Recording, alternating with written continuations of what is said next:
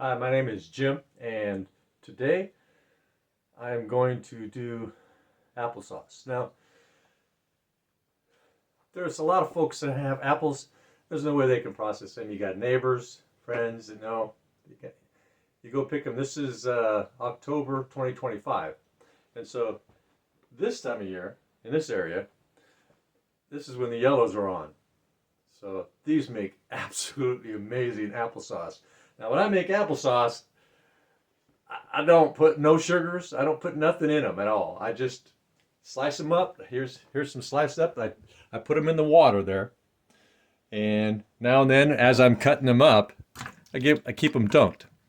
And so what that does is it keeps them from going brown, right? So by creating that keeping that thin coat of water on them as you're processing them, because this as I'm processing these down, it can take me an hour and a half to get it all done.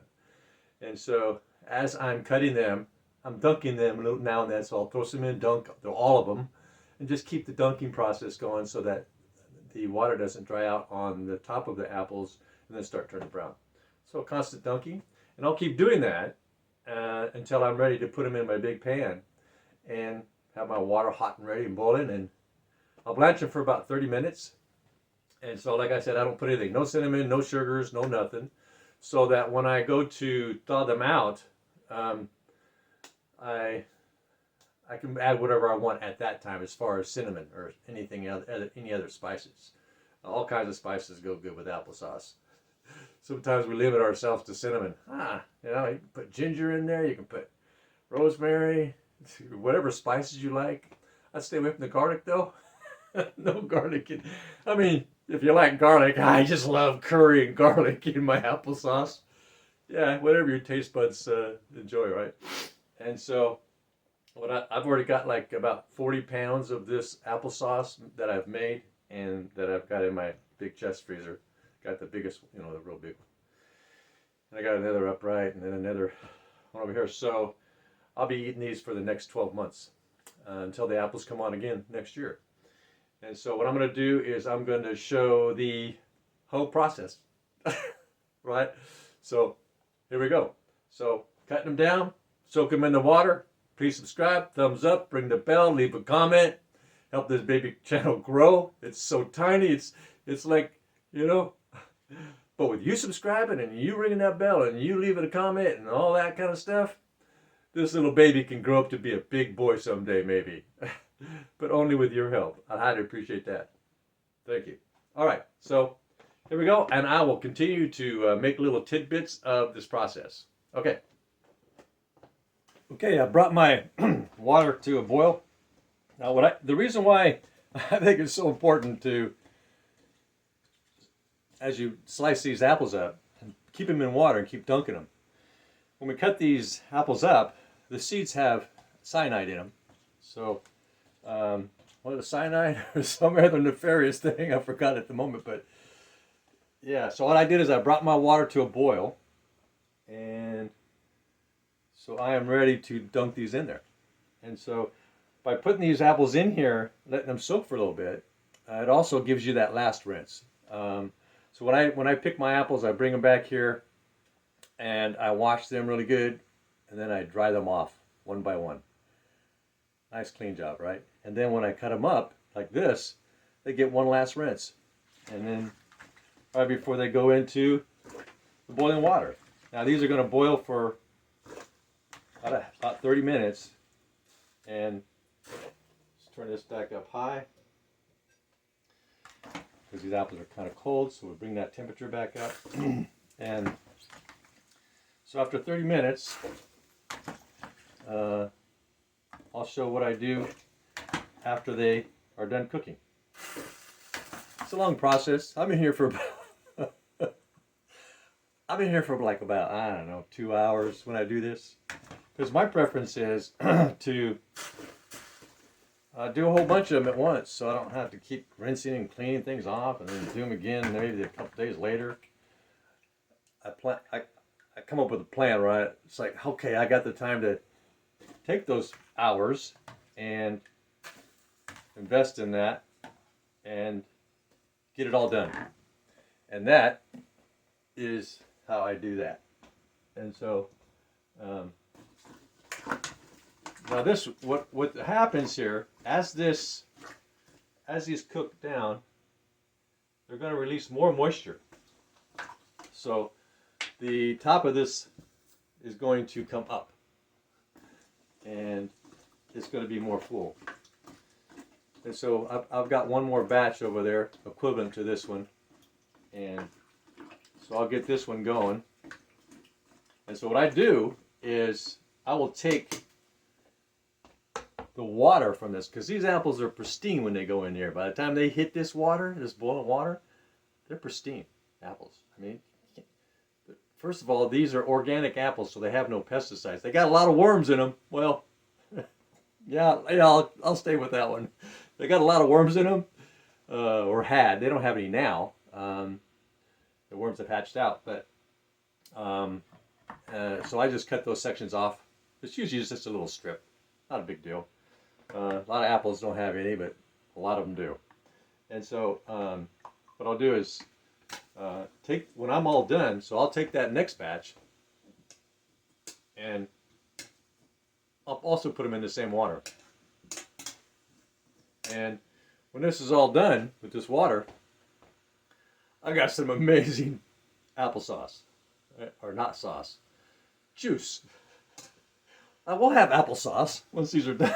Once these are done, yeah, applesauce, and then I have lots of apple juice too.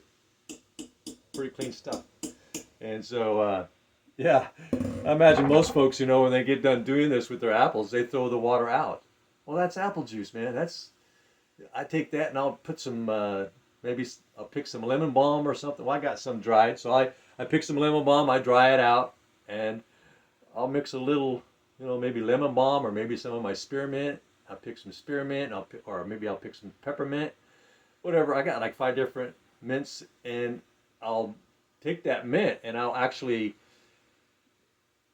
make it really dense, so it's really minty, right? So I only have to use like a 1/4 cup of concentrated mint flavor in my apple juice. Sauce. Well, I could do this. I could put it in my apple juice sauce too. So you get the point. Your limitation is only your imagination, right? I keep it kind of nippy in my house. That's why I'm dressed like this. It's cold in here. Well, yeah, it's cold in here. But I like it that way, because what it does is it makes me get up and maybe go for a run, get on the treadmill, do a nice heavy workout, and get my blood pumping, and then chill, maybe do something on the laptop, and fiddle with this stuff here, do some editing on the my movie editing thing, and then I start getting nippy again. Go, oh, okay. Maybe go punch the punching bag, or something to get that blood flowing again and get warm again, and it just keeps me from becoming a couch potato, right? If I'm sitting there and I'm really cold, I keep it about 55-ish throughout the winter, and my hands start to feel cold. I'm going, okay, I gotta get up and grip. So I do like these hangs where I got this long bar, and I just hang there for a minute or whatever I feel like at the time. And so, yeah, I like the cold. I'm a cold guy. So what I'm going to do is I am going to let this cook down, and I will continue to show you these little pieces of tidbits of things, of what I do to get it all the way down to the ground. Oh, please subscribe, thumbs up, ring the bell. Appreciate that. Yeah. Okay. When I was in the military, I was about 18 years old.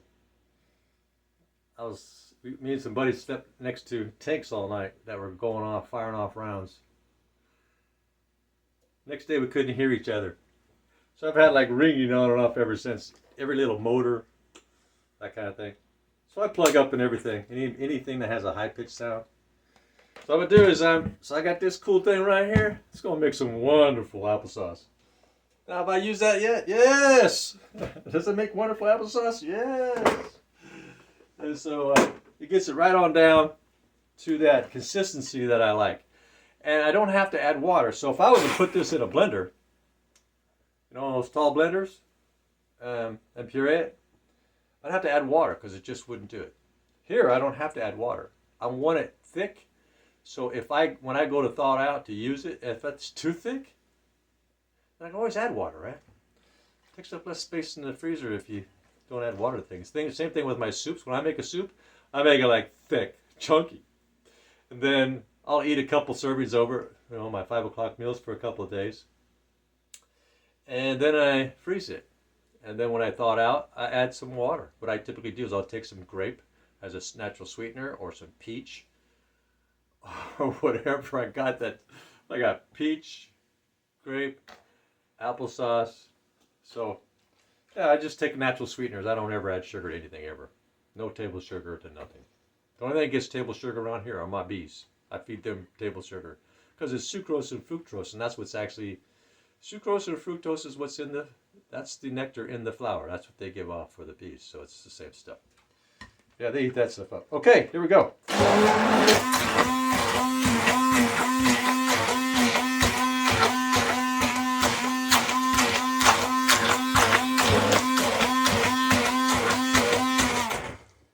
I'm going to pause you here until... Okay. You can kind of get an idea here how it's looking. Kind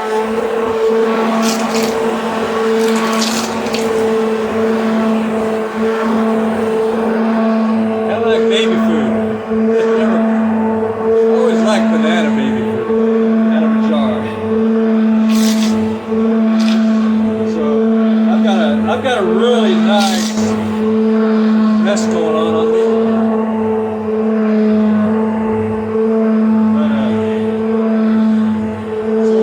Consistency that I'm looking for, including all my clothes. Probably should have worn my apron. That's okay. So I'm going to show you. See the consistency there? I'll spoon it out. And it's thick. So when I use that tall blender, I had to add water. Sometimes a lot. And I want my stuff like an ice cream. But when I get done, I want to be able to spoon this out so that it's thick, like an ice cream. Right? Thick. It goes into my. Now this is going to go into my tray, my trays. Some on me. That's okay. Part of working. When you're working, you're going to make messes. Those carpenters, when they're out there doing that carpentry, yeah, they make big messes all day long. Right? And so at the end of the day, they clean up. That's what I do. So when I'm all done here, doing us, actually, I'll probably be in here a total of about 3 hours. Probably. By the time I'm all done, I'm going like, okay, I'm done. Probably 3 or 4 hours.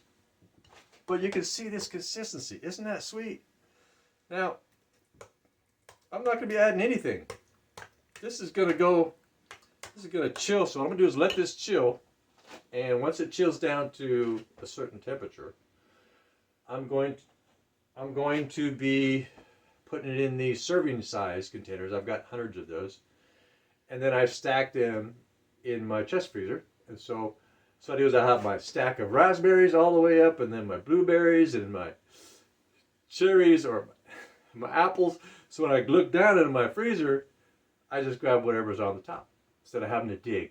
Digging's bad. Who wants to dig down to the bottom of a big chest freezer? So what I do is I can stack everything up of the same kind, up, straight up, then along with everything, all the other different stuff, straight up.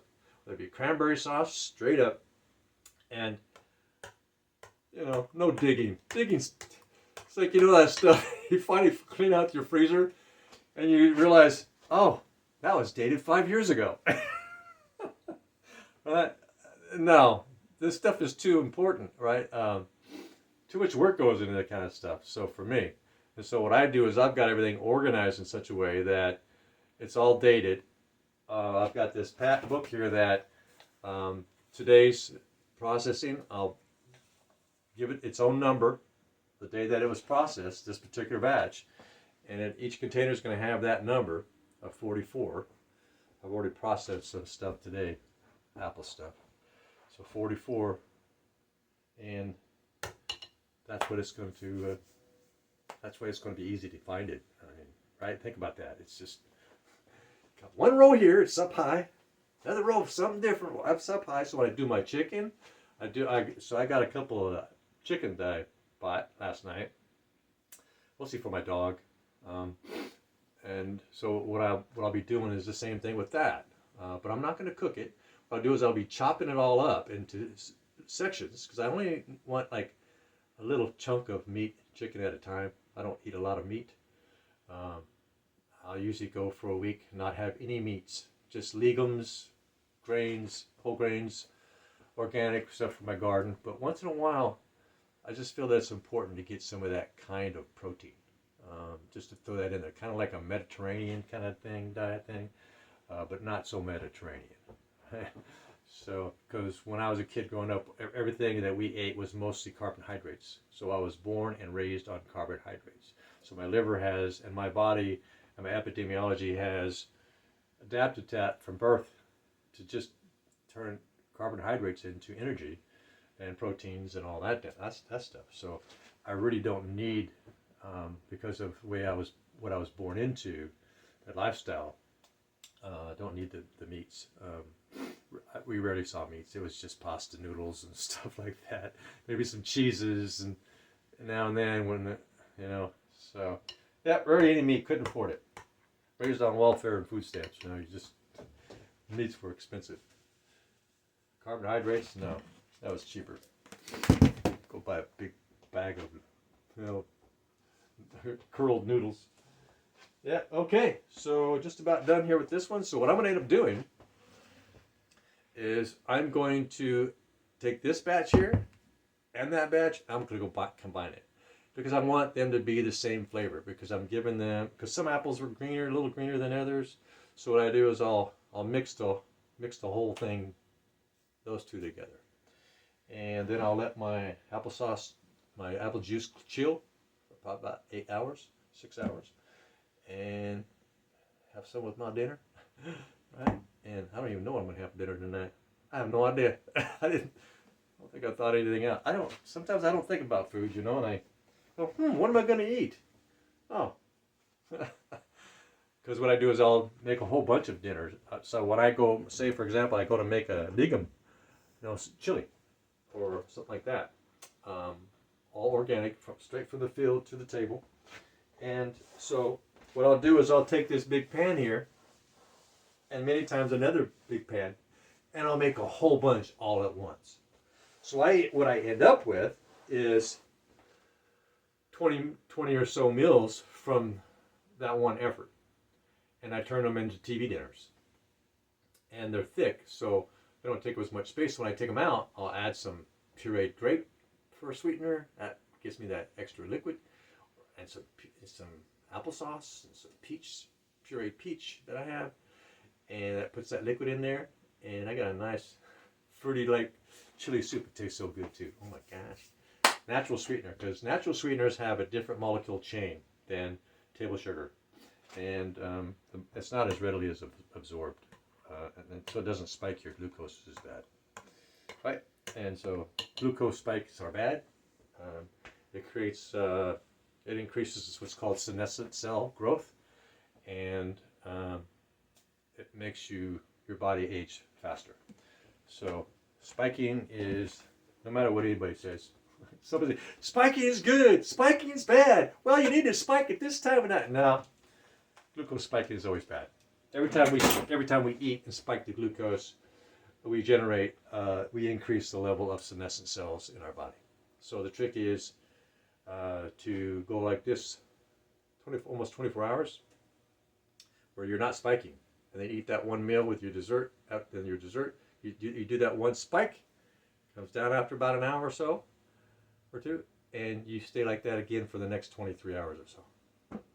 And that is a healthy body, right? That's that's gonna make you're gonna burn ketones like crazy, right? So you eat that one meal, the body adapts. The whole epidemiology, the mitochondria, everything adapts to that one process routine that you have eating one meal. So it takes all those nutrients, knowing that, oh, I'm not gonna see anything for almost 24 hours.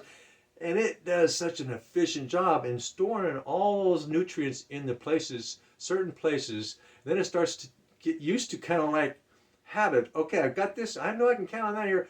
Yeah, he's shoveling all day. Oh my gosh, he's running all days. Okay, and they take a little bit, that they need as the day goes on. I got plenty of energy all day long.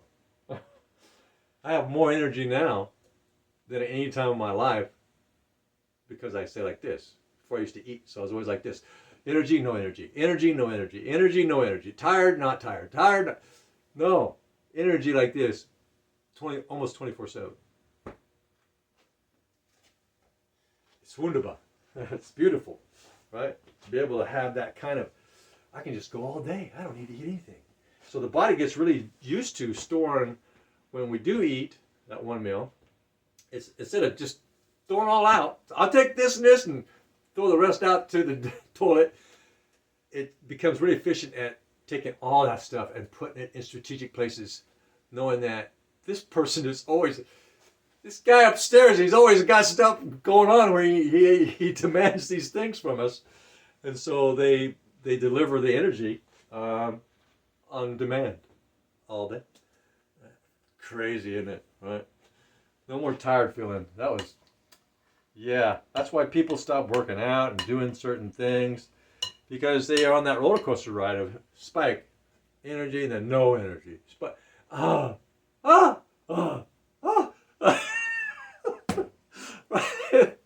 You just kind of get burned out with that. I'm just going to sit here and become a couch potato. Get off that roller coaster ride. So I got off the roller coaster ride, and I can do anything I want all day long. It's pretty crazy. Go for a run, work out for a couple of hours straight with high intensity. I like doing a lot of hard work in my gardens, carrying heavy stuff and pulling stuff around and tugging and lifting, and I do a lot of heavy garden stuff. And I have energy to do that all day long. Just crazy cool stuff, man. I've never had this kind of energy my whole life, not even as a kid. Well, if you think about when we're kids, if you're raised on a typical American diet, you got all those processed carbohydrates, and they're low on nutrients. So low that they have to add stuff. Well, you can't add certain things. There's certain things that get destroyed in the process of the way that they process that stuff down. It's so over-processed, right? And so by me just consuming food from my organic gardens and only purchasing whole foods that are not chemicalized, not run through mills or nothing like that, just right from the field, still got dirt on them, that kind of stuff, I rinse the dirt off, and that's whole foods, right? So, and that is the only way to fly.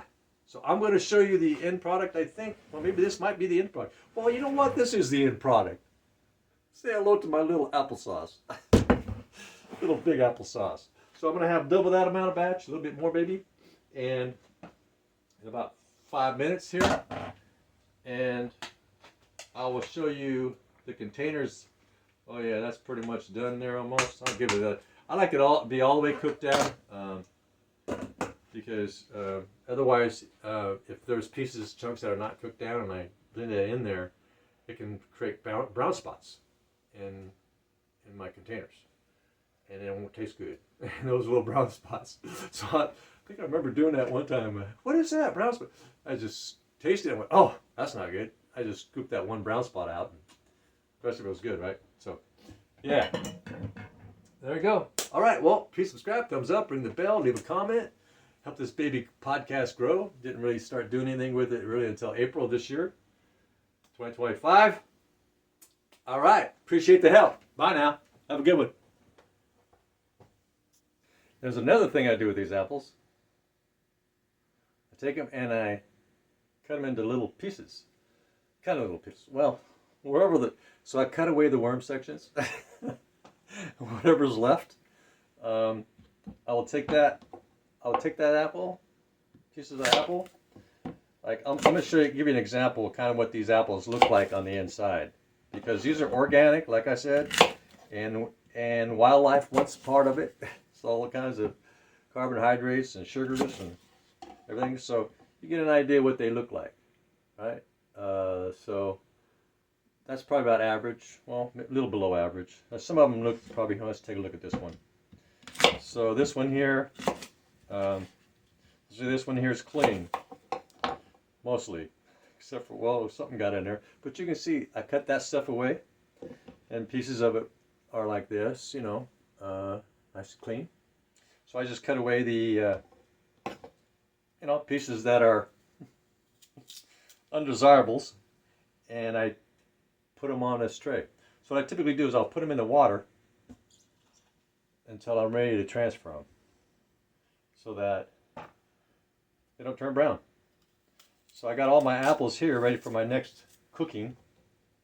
So I'm just about ready to take those out. And so I just dump these in water, put them on that, and then I'll put these in a tray. And then when those are, because I like to have apples chunks. So when I make I got a lot of fruit plants. So when I pick that fruit, I do the same thing. I do a quick freeze. So I'll eat what fruit I want, whether it be blueberries, blackberries, raspberries, strawberries, whatever. And then I'll do a quick freeze with those. And so when I want to have my fruit salad dessert after my 1 meal a day, after 5 o'clock, I can grab some chunks of some apple, right? Some whatever berries I want, and I have it myself a fruit salad. Cool, right? All organic, none of that chemical stuff in there, and that's how I rock, and that's how I roll. No chemicals. I mean, we get enough stuff already with all the plastics, you know. I think it's something like an equivalency to a credit card a week or something. Microplastics in our body, and of course you got all the chemicals that are used to, even in carrots, they use chemicals to keep the carrots from being, you know, consumed by the bugs. And so, well, I do buy carrots because I can't grow them enough, and so I always peel the skin off. It doesn't get all the pesticides when you do that, but it certainly puts a dent in the amount of pesticides that we will get. So that's the idea. The less chemicals that we get, the better. So here's a pretty good apple. No worms, no. Just, right, so it's a hit and miss. Sometimes there's a lot of hits in a row, but that's okay. Just cut away the bad parts. So when there's a worm hole, what I do is I just take this knife and like make a little bigger hole and clean out that little hole. Boom. That's the only part that gets wasted, right? It's just that little piece, that little hole that I drilled a hole in. I can even play peekaboo through it. So I'm going to have these apples and then I'll take these apples and I'll put them in these little trays I got. Hundreds of them, specifically for this kind of stuff. And oh, there's a wormhole actually in that one right there. Let's drill that wormhole right on out of there, and voila, wormhole gone. Okay, and there you go. And that's how so these are going to go into my freezer, and I'll do a quick freeze on those, put them in my trays. I got them for, you know, till next time the apples come around next year. Okay, these are done. All right, so let's transfer these over, shall we? All right, so what I got here is a bowl, and we'll turn that off. And we'll put this in here and scoop them out. Easy peasy. This apple juice, this apple juice is so concentrated. I have to thin it down because it's this water that I'm boiling the apples in. It's so sweet. Yeah, I gotta thin it down. Very concentrated. So what I do with these apples, so I had some red apples earlier in the season. So I got red apple juice and red applesauce in my freezers from earlier in the season. It was last month sometime. And then I froze those in serving containers. I just take one serving out and drink it. And then that's what I'll be doing with this. So I'll drink some of it down. And after about 3 days, if it's not all gone, I will freeze it in serving containers and have it any time. So now I've got these, gonna chill a little bit and drain a little bit. And, whoa, baby. Come on, Jim. Jim, don't be so messy, boy. You're just a messy, messy boy. So we'll get this temperature back up. Because these apples are cold. It's gonna chill the water. And so we want to, these apples are so clean, man. It's like, these have been washed and scrubbed, and even though there's no pesticides, I still like to get that dust that's in the air. Because what will happen is that dust has also micrometals in it from vehicle exhaust. So ice cars give off micrometals in the air. Means people die every year because of that, right? So and people are on medications today because their bodies are so inflamed from all those micrometals in their organs and everywhere, tissue, that yeah, they get into trouble. So I like to wash all that stuff off, all the micrometals and other, who knows, pesticides that might be floating in the stratosphere, who knows, falling down on the apples. So I give them a good wash anyway and scrub them. And that way they're as clean as they can be, realistically, right? And so, what happened to my club? What happened to my club? What happened to my club? What happened to my club? That's all right. I'll stick here somewhere. Walked away. You ever have things just walk away? It's like 1 minute it's there, you're going, you go to look for it. You go, what? What happened to that thing? Oh, it's on this white towel. It's on the white towel.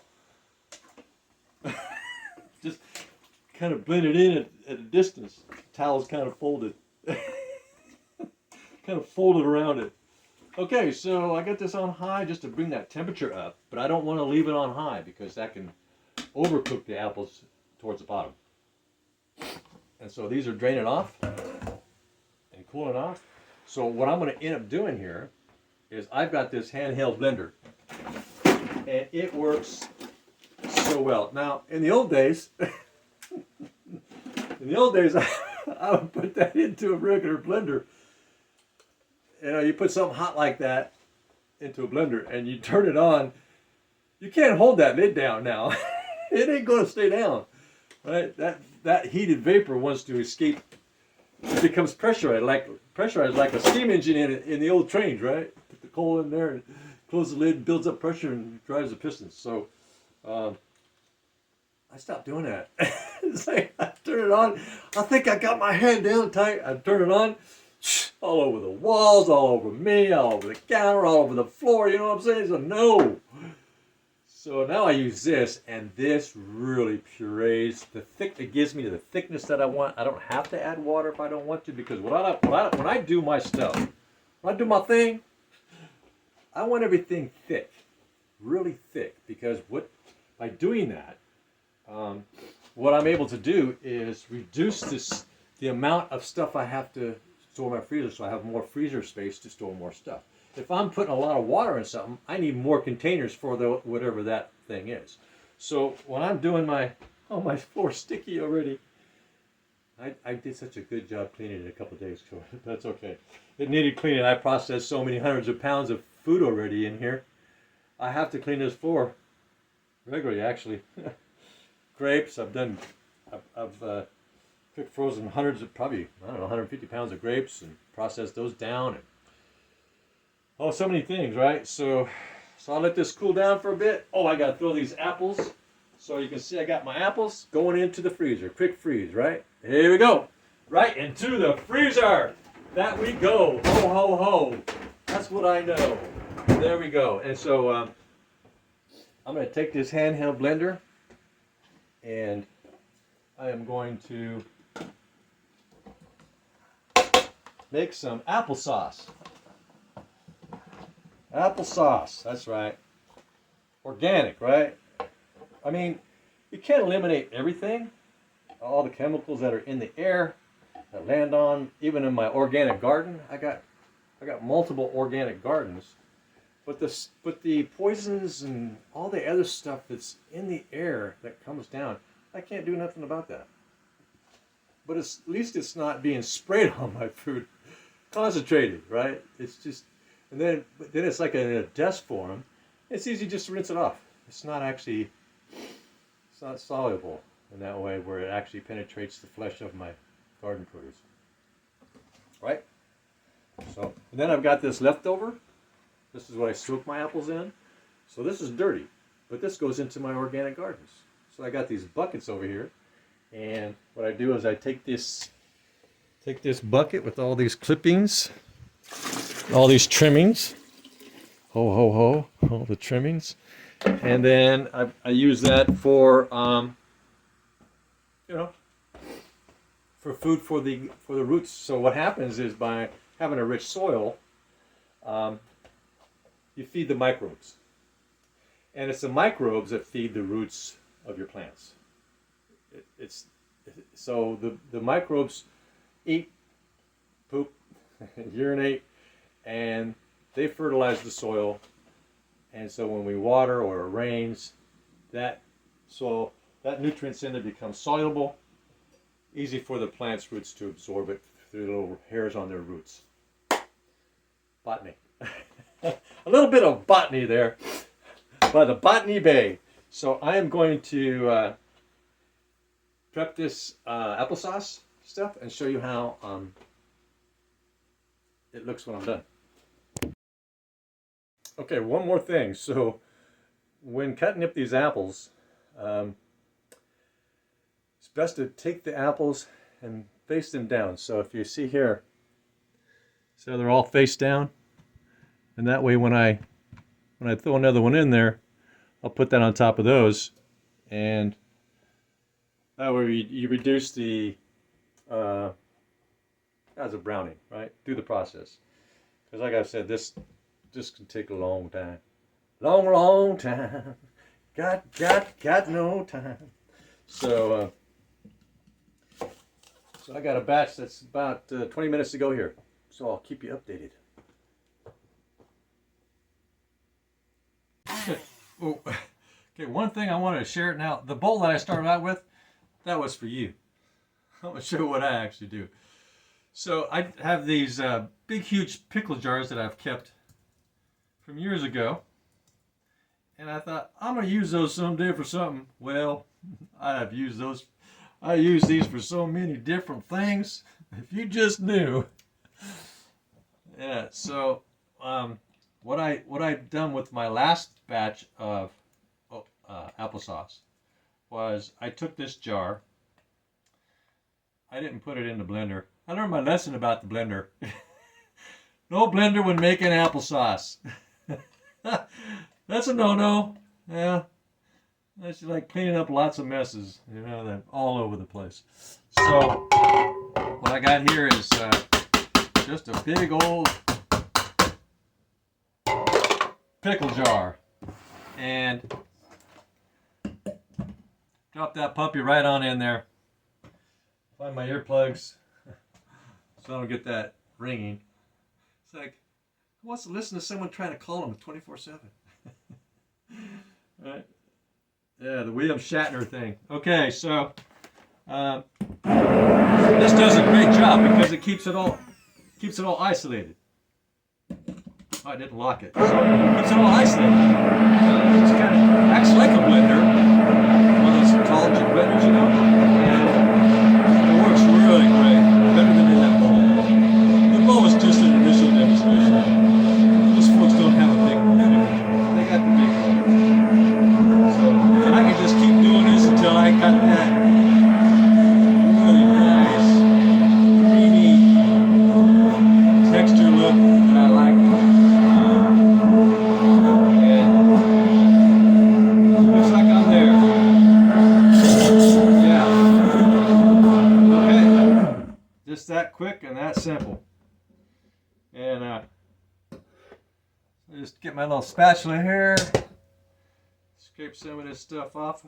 And so, this is going to taste like baby food. No sugar added, right? When we buy applesauce, typically they add a bunch of sugar. That saves them money. Sugar's cheaper than real apples. Who knows what else they throw in there. And so, there you go. Piece of cake, man. So then I take my first batch, combining them together.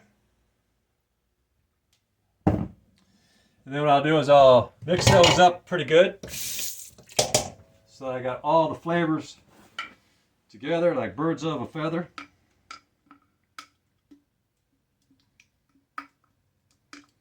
Easy peasy. It's so easy. So tonight, after my 1 meal a day, I am going to have some of this topped off with maybe some strawberries or raspberries or something. Just something, you know, something. Just something. It's whatever I feel like at the moment, right? Because I'm that kind of a guy that, oh, I'm going to go quadding. Go out there and hook up and drive away and go to the coast and go quadding. Yeah, I get it. You know, it's like the same thing with my meals. I start out with a plan.